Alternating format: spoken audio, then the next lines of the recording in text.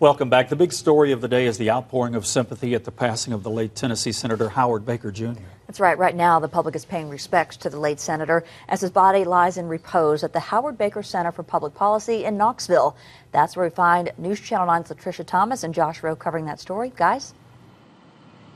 Kim and Calvin, Howard Baker spent much of his early life up and down I-75 from Scott County to Knoxville to Chattanooga, many Chattanooga ties. Tom Griscom is press secretary from Chattanooga. Of course, he trained for the Navy at Swanee and also spent time at McCallie. That's right. We talked to a McCallie graduate today talking about how Senator Baker not only loved his time at McCallie, but also how he lived the school's legacy well into his later years. When I talked with his widow, Nancy Kassenbaum, today, I mentioned McCallie, and she said, well, you know, he brought that up quite often and talked about what a great influence it was on his life. Say Senator Baker is the model. He's the paragon of what politics can be. We have such a rare politician today who understands the importance of compromise, and Senator Baker was a genius at that. And when Ronald Reagan, President Reagan, got in some hot water perhaps over the Iran-Contra situation, he brought in Senator Baker as his chief of staff, and Senator Baker quickly was able to make amends and to smooth everything over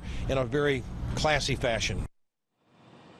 And that is a word we heard today time and time again, compromise, something that was so important and came so easily for Senator Baker. He really made a career out of doing the unpopular thing. We'll talk more about that coming up at 5:30. That's right. Reporting live from Knoxville for now, I'm Latricia Thomas. And I'm Josh Rowe. Back to the studio to you, Kim and Calvin.